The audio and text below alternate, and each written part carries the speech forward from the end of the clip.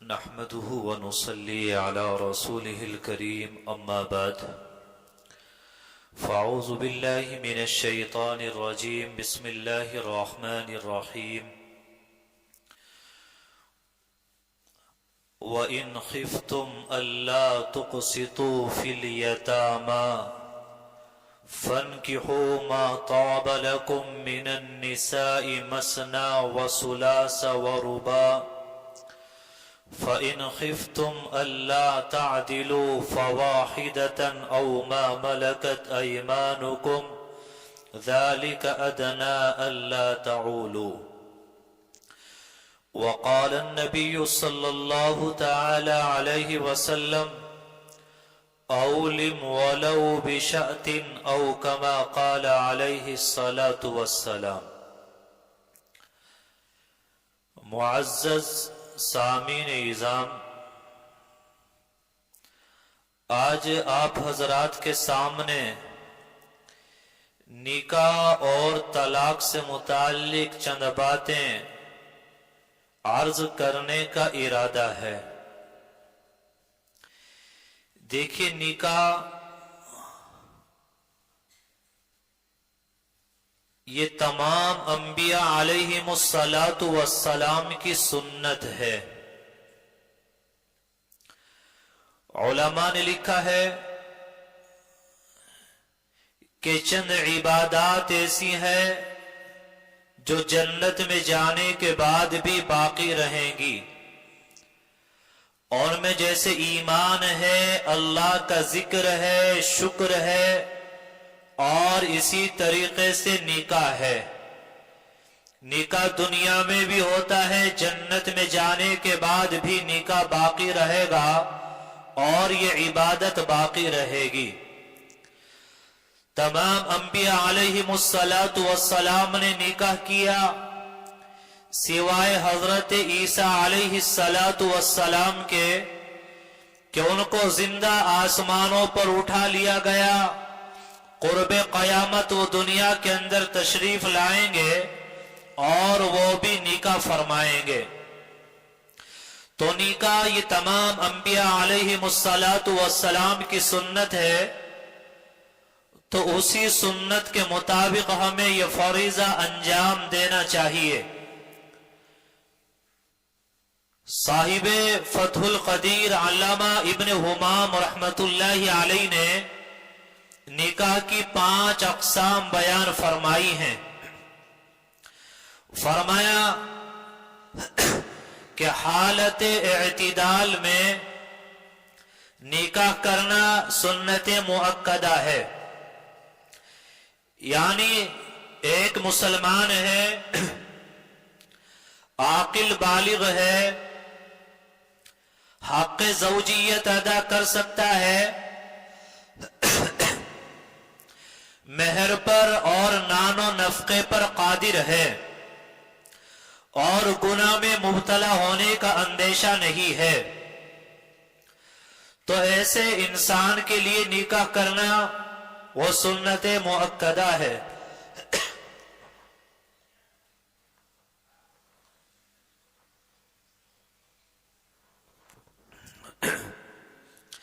فرمایا اگر کوئی انسان نان و نفقے پر قادر ہے، حق زوجیت ادا کر سکتا ہے، اور اس بات کا خطرہ ہے کہ اگر نکاح نہ کیا تو گناہ کے اندر مبتلا ہو جائے گا، تو ایسے انسان پر نکاح کرنا واجب ہو جایا کرتا ہے. اور اس سے آگے بڑھ کر اگر کوئی نان و نفقے پر قادر ہے، حق زوجیت ادا کر سکتا ہے اور نکاح نہ کرے، اس بات کا یقین ہے کہ گناہ کے اندر مبتلا ہو جائے گا، تو ایسے انسان پر نکاح کرنا سنت نہیں بلکہ نکاح کرنا فرض ہو جایا کرتا ہے. اسی طرح اگر کسی انسان کو یہ اندیشہ اور یہ خطرہ ہے کہ وہ نکاح کے بعد حق زوجیت صحیح طریقے سے ادا نہیں کر پائے گا، تو اس کے لیے نکاح کرنا مکروہ تحریمی ہے. اور اگر کسی کو پورا یقین ہے کہ نکاح کے بعد بیوی کے حقوق ادا نہیں کر پائے گا تو ایسے انسان کے لیے نکاح کرنا وہ حرام ہو جایا کرتا ہے. خیر شریعت اسلامیہ نے نکاح کو بہت آسان بنایا ہے. 2 گواہ موجود ہوں، ایجاب و قبول ہو اور مہر کا تعین کر دیا جائے تو نکاح منعقد ہو جایا کرتا ہے. یعنی گواہ موجود ہوں، ایجاب و قبول ہو اور مہر ہو، اسی کا نام نکاح ہے. آج مہر کے تعلق سے بڑی کوتاہی اور غفلت برتی جاتی ہے. حدیث پاک کے اندر حضور اکرم صلی اللہ علیہ وسلم نے فرمایا کہ اگر کسی شخص نے نکاح کیا اور مہر متعین کرایا اور نہ مہر ادا کیا نہ مہر ادا کرنے کا ارادہ کیا، فرمایا کہ زانی ہونے کی حالت میں زندگی گزارے گا اور زانی ہونے کی حالت میں قیامت کے دن اس کو اٹھایا جائے گا. علماء کرام نے یہاں پر یہ مسئلہ بھی بیان کر دیا کہ اگر کوئی لڑکا اپنی بیوی سے مہر معاف کراتا ہے یا لڑکی مہر معاف کر دیتی ہے تو یاد رکھنا علماء نے فرمایا کہ معاف کرنے سے بھی مہر معاف نہیں ہوگا. اگرچہ وقتی طور پر لڑکی وہ مہر نہ لے لیکن آپ اس کو بتلا دیں یہ آپ کا حق ہے، یہ آپ کا مہر ہے، یہ میرے ذمہ ہے، اور کسی بھی وقت مناسب طریقے سے آپ اس کی ادائیگی کریں. کیونکہ یاد رکھنا اس معافی کا اعتبار ہوتا ہے جو دل سے معاف کیا جاتا ہے. حدیث پاک کے اندر نبی علیہ السلام نے فرمایا لا يحل مال امرئ مسلم الا بطیب نفسی، کہ کسی مسلمان کا مال کسی کے لیے حلال نہیں ہے مگر خوش دلی کے ساتھ میں. علماء نے فرمایا کہ آج لڑکی کی طرف سے جو مہر معاف کیا جاتا ہے وہ خوش دلی کے ساتھ نہیں ہوتا بلکہ شرمائی وہ مہر معاف کیا جاتا ہے کیونکہ وہ لڑکی کا حق ہے. اگر وہ مہر لے لیتی ہے تو ہمارا معاشرہ ایسا ہو گیا، نہ تہذیب ہے، نہ سلیقہ ہے، نہ تعلیم ہے. معاشرہ ایسا ہو گیا کہ اگر لڑکی مہر پر قبضہ کر لیتی ہے تو اس کو عیب سمجھا جاتا ہے اور اس کو نقص بتایا جاتا ہے. تو فرمایا کہ اس طرح معافی کا کوئی اعتبار نہیں. اگر وقتی طور پر معاف بھی کر دیا تب بھی آپ کی ذمہ داری ہے کہ بعد میں آپ اس مہر کو ادا کریں. تو شریعت نے نکاح کو بڑا آسان بنایا. مہر کتنا ہونا چاہیے؟ دیکھیں زیادہ سے زیادہ آپ مہر کتنا متعین کرنا چاہتے ہیں، شریعت نے اس کی کوئی حد متعین نہیں کی، لیکن کم از کم مہر کتنا ہونا چاہیے تو یاد رہے تقریباً 4.25 تولہ چاندی. اس سے کم مہر آپ طے نہیں کر سکتے. اگر آپ نے طے کر دیا تو آپ کو اتنا ہی دینا پڑے گا. یعنی مہر کا کم اور زیادہ ہونا یہ چاندی کی قیمت سے اس پر فرق پڑے گا. مثال کے طور پر ایک زمانہ تھا کہ چاندی 100 روپے تولہ ہوتی تھی تو 400-500 روپے مہر کافی ہو جایا کرتا تھا. آج اگر چاندی 1000 روپے تولہ ہے تو کم از کم 4,500 روپے مہر ہوگا. اس سے کم مہر آپ طے نہیں کر سکتے. اور جو چاندی کی قیمت بڑھتی جائے گی تو مہر کی قیمت بھی بڑھتی چلی جائے گی. آج اس میں بھی بڑی کوتاہی پائی جاتی ہے. جب نکاح ہوتا ہے تو مجلس نکاح میں معلوم کیا جاتا ہے مہر کتنا ہونا چاہیے کہ جی غریب آدمی مہر 2000 روپے طے کر دیا جائے. حالانکہ بارات بڑی لے کے آیا، کئی 1000 روپے کے پٹاخے پھوڑے اور رسومات اور خرافات میں بڑھ چڑھ کر حصہ لیا ہے، لیکن اس کے باوجود نکاح کے اندر جو مہر اصل ہے جب باری اس کی آتی ہے تو پھر سر جھک جاتے ہیں اور گردنیں جھک جایا کرتی ہیں. بھائی نکاح کے اندر اصل مہر ہے، نکاح وہ کرے گا جو مہر دینے پر قادر ہوگا، وہ الگ بات ہے۔ شریعت نے بتایا کہ مہر اتنا زیادہ بھی طے نہ کیا جائے کہ لڑکے کے لیے دینا دشوار ہو جائے، لیکن اتنا کم بھی نہ ہونا چاہیے کہ شریعت نے مہر کی جو حدود متعین فرمائی ہے آپ ان حدود کا بھی خیال نہ کریں۔ تو خیر نکاح کے اندر ایجاب و قبول ہے، گواہوں کا موجود ہونا ہے، اور اسی طریقے سے مہر کا ہونا ہے، بس نکاح اسی سے ہو جاتا ہے۔ حضرت عبد الرحمن بن عوف رضی اللہ تعالیٰ عنہ یہ بڑے جلیل القدر صحابی ہیں، عشرہ مبشرہ میں سے ہیں، ان خاص صحابہ میں سے ہیں کہ جن کو نبی علیہ السلام نے دنیا ہی کے اندر جنت کی بشارت سنائی ہے۔ ایک مرتبہ حضور اکرم صلی اللہ علیہ وسلم کی خدمت میں حاضر ہوئے، آپ نے دیکھا کہ کپڑوں پر ایک پیلا سا نشان لگا ہوا ہے۔ آپ نے پوچھا عبد الرحمن بن عوف یہ نشان کیسا ہے؟ فرمایا یا رسول اللہ میں نے ایک خاتون کے ساتھ نکاح کیا ہے۔ تو نبی علیہ السلام نے برکت کی دعا دی اور اولم ولو بشاتن کہ ولیمہ کر لینا چاہے ایک بکری ہی کے ساتھ کیوں نہ ہو۔ دیکھیے ایک طرف تو صحابہ کرام کی سادگی کا اندازہ لگائیے کہ صحابہ کرام نے نکاح کیا لیکن اس بات کا بھی اہتمام نہیں کیا کہ نبی علیہ السلام کو مدعو کیا جائے اور مجلس نکاح کے اندر آپ کو بلایا جائے۔ اسی طریقے سے نبی علیہ السلام کو معلوم ہوا کہ میرے ایک صحابی نے نکاح کر لیا ہے تو آپ نے برکت کی دعا کی ہے، ہماری طرح اعتراض نہیں کیا کہ تم نے نکاح کیا ہمیں بتایا بھی نہیں، تم نے نکاح کیا تم نے ہمیں بلایا بھی نہیں، تم نے شادی کی تم نے ہماری دعوت بھی نہیں کی۔ تو یہ ایک معاشرہ تھا جو حضور اکرم صلی اللہ علیہ وسلم نے تشکیل دیا تھا۔ آج ہم ان طور طریق سے بالکل ہٹ چکے ہیں اور بالکل الگ ہو چکے ہیں۔ نبی پاک علیہ السلام نے فرمایا کہ جب کوئی آدمی کسی عورت کے ساتھ نکاح کرتا ہے، فرمایا 4 وجوہات کی وجہ سے نکاح کیا جاتا ہے۔ تنکح المرأة لأربعین کہ عورت سے نکاح کیا جاتا ہے 4 چیزوں کی وجہ سے۔ فرمایا لمالہا یا تو عورت کے مالدار ہونے کی وجہ سے نکاح کیا جاتا ہے، دیکھا گیا کہ مالدار گھرانہ ہے، بڑا گھرانہ ہے، اچھا مال و دولت ہاتھ آ جائے گا تو اس وجہ سے نکاح کیا جاتا ہے۔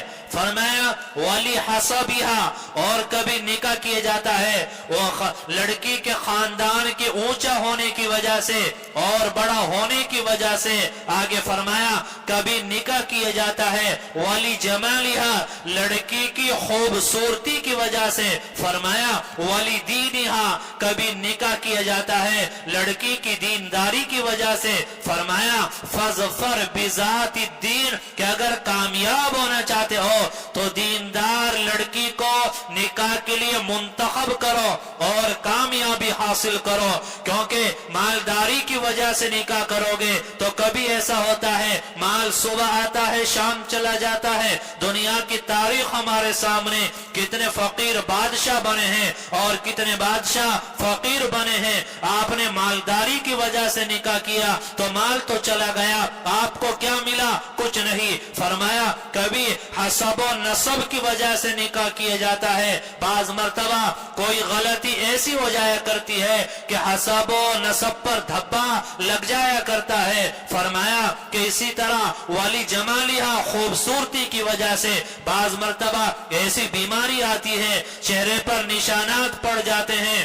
اور خوبصورتی چلی جایا کرتی ہے۔ فرمایا باقی رہنے والی چیز ولی دینہا وہ دینداری ہے۔ فظفر بذات الدین اگر کامیاب ہونا چاہتے ہو تو دینداری کو دیکھ کر رشتوں کا انتخاب کرو، دینداری کو دیکھ کر اپنے بچے اور بچیوں کے نکاح کرو۔ میرے بھائیوں آج یہ بڑے افسوس کی بات ہے کہ آج ہم نے اسی چیز کو پسے پشت ڈال دیا ہے۔ جب لڑکوں کے لیے یا لڑکیوں کے لیے جب رشتوں کا انتخاب کیا جاتا ہے تو عام طور سے مکانات دیکھ کر رشتے کیے جاتے ہیں، ٹیل اور पत्थर देखकर रिश्तों का इंतखाब किया जाता है, मालदारी को देखकर रिश्तों का इंतखाब किया जाता है। आज बड़े अफसोस की बात है कि किसी के यहाँ लड़की पैदा हो गई, लड़की 5-7 साल की होती है, माँ बाप को फिक्र लाहिक हो जाता है, सामान जहेज तैयार किया जा रहा है,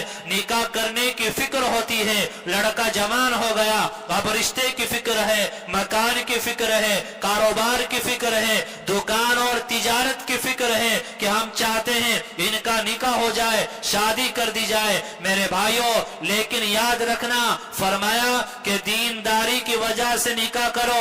हमने न अपने बेटे को दीनदार बनाया, न हमने अपनी बेटी को दीनदार बनाया, सामान जहेज खूब दिया है, खूब दौलत लुटाई है, लड़की की तरबियत न की, शौहर के हुकूक न बताए और सास ससुर के हुकूक न बताए, अगले घर जाकर क्या तरीका इख्तियार करना है, कैसे जिंदगी गुजारना है, कैसे हल्की आवाज से गुफ्तगू करना है, कैसे शौहर का अदब व एहतराम करना है, कैसे सास और ससुर के हुकूक को अदा करना है।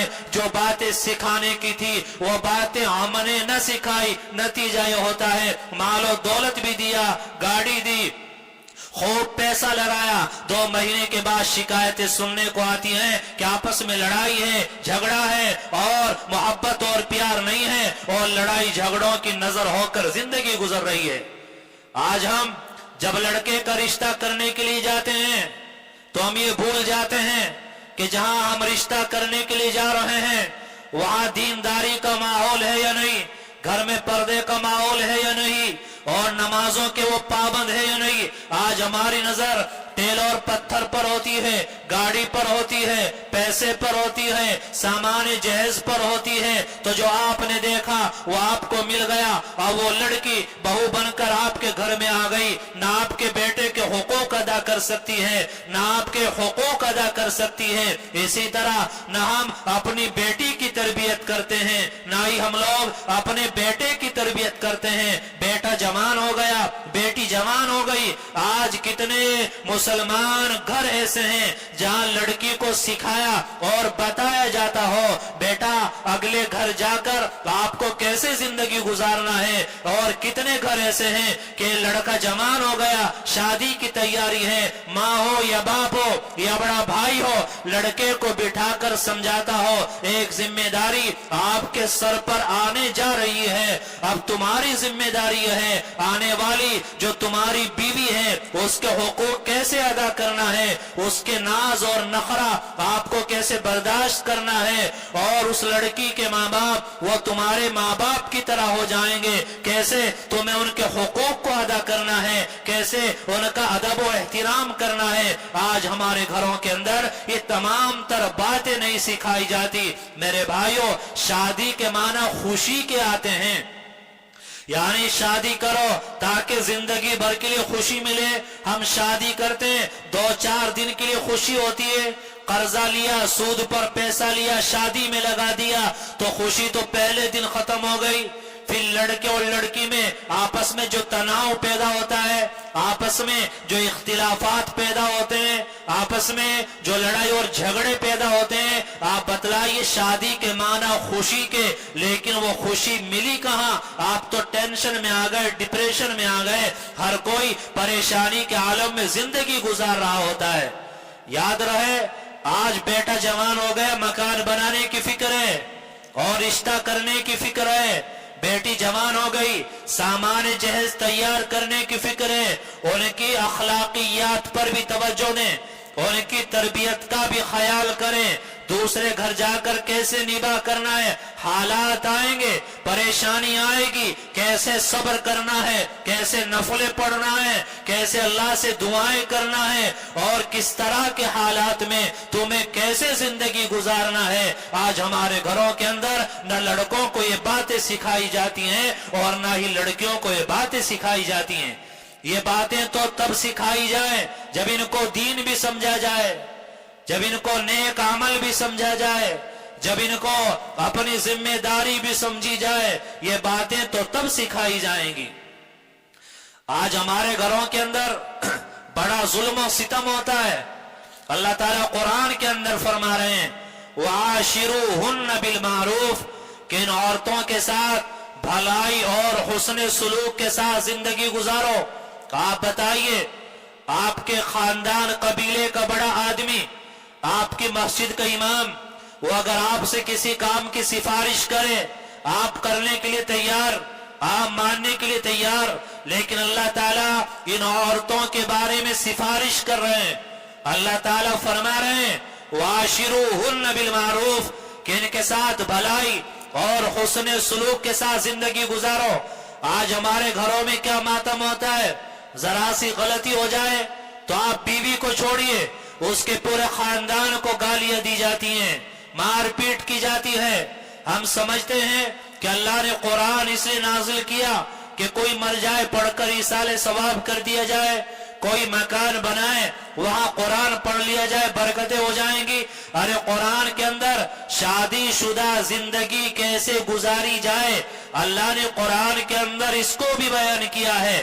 5ویں پارے کے اندر اللہ تعالیٰ فرما رہے ہیں کہ اگر آپ کو لگے آپ کی بیوی غلطی کر رہی ہے، نافرمانی کر رہی ہے، آپ کی بات ماننے کے لیے تیار نہیں، تو قرآن کیا کہتا ہے، اللہ کیا کہتا ہے، فرمایا فَعِظُوهُنَّ کہ ان عورتوں کو سمجھاؤ، ان کو نصیحتیں کرو. آج ہمارے گھروں میں یہ سمجھانے والا جو خانہ اور پہلا درجہ ہے یہ بالکل ختم ہو کے رہ گیا. فرمایا قرآن کہہ رہا فَعِظُوهُنَّ ان کو سمجھاؤ. فرمایا آپ نے سمجھایا، آپ نے دعائیں کی، آپ نے کوشش کی، لیکن وہ عورت ہے مان کر دینے کے لیے تیار نہیں، تو فرمایا وَاهْجُرُوهُنَّ فِي الْمَضَاجِعِ دوسرا درجہ بیان کیا کہ بستر الگ کر دیا جائے، شوہر کا بستر الگ ہو جائے، بیوی کا بستر الگ ہو جائے. عورت کے لیے یہ ایک بہت بڑی سزا ہوتی ہے. فرمایا یہ دوسرا درجہ آپ اختیار کریں. فرمایا اس کے بعد بھی اگر وہ ماننے کے لیے تیار نہیں ہے، نافرمانی ہے، پردے کا خیال نہیں کرتی، نمازوں کا اہتمام نہیں کرتی، گھر سے بلا اجازت کے باہر جاتی ہے، آپ نے سمجھا کر بھی دیکھ لیا، بستر الگ کر کے بھی دیکھ لیا، وہ ماننے کے لیے تیار نہیں. اب قرآن کے اندر اللہ نے فرمایا وَاضْرِبُوهُنَّ کہ اب ان کی پٹائی کرو. لیکن یہاں پر یہ سمجھ لو پٹائی کیسے کرنا ہے. حجۃ الوداع کے موقع پر حضور اکرم صلی اللہ علیہ وسلم نے عورتوں کے حقوق بیان کیے تھے اور عورتوں کے حقوق بیان کر کے فرمایا تھا کہ ان کو مارنا ہے. فرمایا وَاضْرِبُوهُنَّ ضَرْبًا غَيْرَ مُبْرِحٍ ایسا مارو کہ نشان نہ پڑے. معلومات چہرے پر مارنے کی اجازت نہیں، لاٹھی ڈنڈے سے مارنے کی اجازت نہیں، گالی گلوچ کرنے کی اجازت نہیں. فرمایا ایک آدھ چپت آپ کمر پہ لگا سکتے ہیں. اب آپ کو اعتراض ہوگا کہ بعض عورتیں تو اس کے باوجود بھی ماننے کے لیے تیار نہیں ہوتی، تو اس میں قصوروار مجرم ہم، ان کو دین کیوں نہیں سکھایا، دین کی باتیں کیوں نہیں سکھائی، شوہر کے حقوق کیوں نہ بتائے، اللہ کے حقوق کیوں نہ سکھائے. اس کے بعد بھی قرآن کے اندر اللہ تعالیٰ نے ایک درجہ اور بیان کیا. آگے کیا فرمایا وَإِنْ خِفْتُمْ شِقَاقَ بَيْنِهِمَا فَابْعَثُوا حَكَمًا مِّنْ أَهْلِهِ وَحَكَمًا مِّنْ أَهْلِهَا کہ آپ نے تینوں طریقے اختیار کیے. آپ نے سمجھایا نہیں مانی، آپ نے بستر الگ کیا نہیں مانی، آپ نے پٹائی بھی کی نہیں مانی. فرمایا اب کیا کیا جائے. فرمایا اب چوتھا درجہ یہ ہے کہ لڑکے کی طرف سے جو ذمہ دار ہیں تایا چچا باپ ان کو بٹھایا جائے، اور لڑکی کی طرف سے جو ذمہ دار ہے اس کے بھائی تایا چچا ان کو بٹھایا جائے. اور قرآن یہ کہہ رہا ہے إِن يُرِيدَا إِصْلَاحًا يُوَفِّقِ اللَّهُ بَيْنَهُمَا کہ اگر دونوں طرف کے ذمہ دار وہ مخلص ہو کر بیٹھیں. مخلص ہونے کا مطلب یہ کہ لڑکے والے لڑکے کو سپورٹ کر رہے ہیں اور لڑکی والے وہ غلطی ماننے کے لیے تیار نہیں، وہ اپنی لڑکی کو سپورٹ کر رہے ہیں، تو اب تو کوئی حل نکلنے والا نہیں. فرمایا اگر دونوں فریق بیٹھے، دونوں مخلص ہوں، ان میں صلح کرانا چاہتے ہوں، لڑائی جھگڑے کو ختم کرانا چاہتے ہوں، تو فرمایا کہ اللہ تعالیٰ ان کے درمیان آپس میں محبت پیدا کر دے گا۔ لیکن یہ دونوں طرف سے آنے والے دونوں فریق یہ مخلص ہوں، یہ صلح چاہتے ہوں اور ان کی نیتیں صحیح ہوں، تو اللہ تبارک و تعالیٰ اس مسئلے کا حل نکال دیں گے۔ تو یہ ساری باتیں کہاں بیان کی؟ اللہ نے قرآن کے اندر بیان کی۔ کتنے درجے ہو گئے؟ 4 درجے ہو گئے۔ فرمایا آپ نے یہ بھی کر کے دیکھ لیا، اب بھی وہ بات ماننے کے لیے تیار نہیں، اطاعت و فرما برداری کے لیے تیار نہیں۔ نوجوان لڑکے بیٹھے ہیں، اسے کو متوجہ کر رہا ہوں۔ آج کل ہمارے یہاں کیا ہو گیا؟ اسلام کو اور مسلمانوں کو ہم لوگوں نے بدنام کیا ہے۔ ابھی آپ کی حکومت نے 3 طلاق پر جو قانون بنایا وہ ہماری غلطیوں کی وجہ سے ہم نے بیجا اس کا استعمال کیا، جو طریقہ بتایا اس طریقے کو چھوڑ کر ہم نے دوسرا طریقہ اختیار کیا۔ قرآن کیا کہہ رہا ہے؟ یہ باتیں میں اپنی طرف سے نہیں، قرآن کے اندر اللہ نے فرمایا دوسرے پارے کے اندر الطلاق مرتان، کہ آپ نے 4 طریقے اپنا لیے اور آپ کو لگ رہا ہے کہ نباہ نہیں ہو سکے گا اور یہ عورت بھی پریشان رہے گی، میں بھی پریشان رہوں گا، اب بہتر ہے یہ اپنی زندگی کہیں اور گزارے، میں اپنی زندگی کہیں اور گزاروں، اور نباہ کی کوئی صورت نظر نہیں آ رہی ہے، سارے راستے بالکل بند ہو چکے ہیں۔ تو فرمایا کہ آپ صرف 1 طلاق دے دیں۔ توجہ کے ساتھ سمجھنا، کتنی؟ ہمارے یہاں سمجھایا نہیں جائے گا، دوسرا درجہ بھی اختیار نہیں، تیسرا طریقہ بھی اختیار نہیں، چوتھا طریقہ بھی اختیار نہیں، اور یہ 5واں طریقہ جو طلاق دینے کا ہے، اس میں بھی شریعت نے جو بتایا وہ طریقہ اختیار نہیں کرتے، بلکہ فوراً ڈائریکٹ 3 طلاق دے دیتے ہیں۔ اب مفتیوں کے چکر کٹ رہے ہیں، عدالتوں کے چکر کٹ رہے ہیں، اب مسئلہ بڑا ٹیڑھا ہو جاتا ہے، بیان بدلتے پھر رہے ہیں۔ فرمائے سارے راستے بند ہو گئے، آپ کو لگ رہا ہے نباہ ہو ہی نہیں سکتا، تو طلاق کتنی؟ صرف 1 طلاق آپ دے دیں۔ مثلا آپ نے کہہ دیا کہ تجھے 1 طلاق، تو اتنا کہنے سے بیوی کی عدت شروع ہو جائے گی، یہ عدت چلے گی 3 حیض تک، تقریباً 3 3.5 مہینے تک۔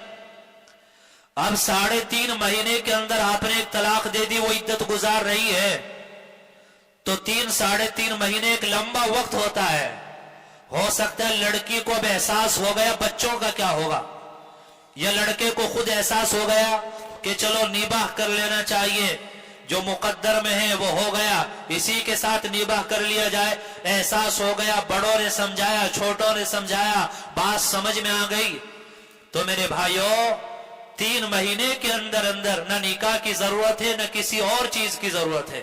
اگر طلاق 1 دی تھی آپ نے، 2 گواہوں کے سامنے آپ کہہ دیں کہ میں نے اس کو پہلے کی طرح اپنی بیوی بنا لیا، تو دوبارہ آپ کی بیوی ہو جائے گی۔ لیکن زندگی میں طلاق کتنی دے سکتے ہیں؟ 3، 1 تو دے دی نا، آئندہ کتنے کے مالک رہے؟ صرف 2 طلاق کے آپ مالک رہ گئے۔ یہ طریقہ اس لیے آپ نے 1 طلاق دی تو ابھی 3.5 مہینے کا سوچنے کا، غور کرنے کا آپ کے پاس پورا موقع ہے۔ ہو سکتا ہے لڑکی کو شرمندگی ہو جائے، ہو سکتا ہے آپ کو احساس ہو جائے، اپنی غلطیوں کی طرف انسان متوجہ ہو جائے، توبہ کر لے، صحیح زندگی گزارنے کی نیت اور ارادہ کر لے، تو کتنا موقع آپ کے پاس ہے؟ بولے بھائی 3.5 مہینے کا موقع آپ کے پاس ہے، اور اتفاق سے 3.5 مہینے بھی گزر گئے، عدت پوری ہو گئی، وہ اپنے گھر، آپ اپنے گھر، کچھ دنوں کے بعد احساس ہوتا ہے، ایک کو دوسرے کی ضرورت محسوس ہوتی ہے، تو اب صرف نکاح سے کام چل جائے گا۔ 1 طلاق میں بھی یہی بات ہے اور 2 طلاق میں بھی یہی بات ہے، اور اگر کوئی اپنی بیوی کو 3 طلاق دے دیتا ہے تو یاد رکھنا اب سارے راستے آپ کے لیے بند ہو چکے ہیں، اب وہ عدت گزارے گی، عدت گزارنے کے بعد अब वो इस शौहर के लिए हराम हो चुकी है, अब वो किसी और शौहर से निकाह करे, अब वो शौहर उसको तलाक दे दे या दूसरे शौहर का इंतकाल हो जाए, एक लंबा प्रोसीज, लंबा मामला है। उसके बाद शौहर अव्वल निकाह कर सकता है, वरना निकाह की कोई सूरत आपके लिए बाकी नहीं बची। ये तफसील के साथ ये मसला इसलिए आपके सामने बयान किया है कि शरीयत ने कुरान के अंदर कितने तरीके बयान किए। पहला तरीका फ़इज़ूहुन्ना, समझाओ। ये बातें मैं नहीं कह रहा हूं, कुरान कह रहा है। फ़इज़ूहुन्ना, क्या करो, समझाओ। काम ना चले फरमाया वहजुरूहुन्ना फिल मज़ाज, कुरान कह रहा है, अल्लाह कह रहा है बिस्तर अलग कर दिए जाए, फिर भी बात न बने, फरमाया वज़रिबूहुन्ना, पिटाई करो, चेहरे पर न मारो, डंडे से न मारो, बदन पर निशान न पड़े। इसके बाद भी बात न बने, अब दोनों तरफ के जिम्मेदार आए, वो लड़के को भी समझाएं, लड़की को भी समझाएं। अगर वो मुखलिस हैं तो अल्लाह ताला मियां बीवी के दरमियान मोहब्बत डाल देंगे, जिंदगी गुजर जाएगी। कितने दर्जे हो गए? 4। इसके बाद भी बात बनती नहीं दिख रही है, तो अब अगर तलाक देना आपकी मजबूरी हो गई, आपको लग रहा है मैं इसके हुकूक अदा नहीं कर पाऊंगा और बीवी मेरे हुकूक अदा नहीं कर पाएगी, तो अब तलाक देना आपकी मजबूरी है। देखिए, तलाक की इजाजत शरीयत ने मजबूरी में दी है। फरमाया अब गजुल मबाहात, जितनी मबा चीजें हैं तो अल्लाह ताला के नजदीक उन मबा चीजों में तलाक सबसे ज्यादा नापसंदीदा चीज है। फरमाया आपकी मजबूरी बन गई है, तलाक देना है तो कितनी देना चाहिए? 1 तलाक दे देना चाहिए। 1 तलाक देने के बाद भी तकरीबन 3 साढ़े 3 महीने तक आपके पास गौर व फिक्र करने का मौका है, लड़की के पास भी संभलने का मौका है। बाद में भी अगर सुलह का कोई रास्ता निकले तो मकाम बड़ा आसान है, लेकिन हम लोग ना समझाते हैं, न दूसरा दर्जा इख्तियार करें, न तीसरा दर्जा इख्तियार करें। गुस्सा आया और फौरन 3 4 5 तलाक़ें दे देते हैं और सारे रास्ते बंद हो जाते हैं। मदरसे में जाने कितने फतवे आते, लोग बयान बदलते हैं, बयान बदलते हैं, कहते कि ये गुस्सा बहुत आ गया। अरे गुस्से ही में तो तलाक दी जाती है, मोहब्बत में कौन तलाक देता है? तो मेरे भाइयों, बेटा जवान हो गया, बेटी जवान हो गई, जहां उनके सामान जहेज की फिक्र है, मकान की फिक्र है, तो उनकी तरबियत की भी हम फिक्र करें। लड़के के जिम्मे बीवी के हुकूक क्या वाबस्ता होने वाले हैं, उसको वो बताए जाएं। लड़की जवान हो गई, आप निकाह कर रहे हैं, तो लड़की के जिम्मे शौहर के हुकूक क्या, सास ससुर के हुकूक क्या, आगे जाकर जिंदगी कैसे गुजारना है, ये उसको बताया जाए, तब जाकर जिंदगी सुकून के साथ गुजर सकती है। फरमाया दीनदार रिश्ते आप देखें तब जिंदगी में सुकून आएगा। आज तो टेल पत्थर देखा जाता है, गाड़ियां देखी जाती है, जेवर देखा जाता है, पैसा देखा जाता है। ये सारी बातें जो आपके सामने बयान की हैं, अल्लाह ने कुरान के अंदर इनको बयान किया। कुछ बातें 5वें पारे के अंदर बयान की हैं और कुछ बातें अल्लाह ताला ने दूसरे पारे के अंदर बयान की हैं। ये भी मेरे भाइयों दीन का हिस्सा है, हम इसको दीन नहीं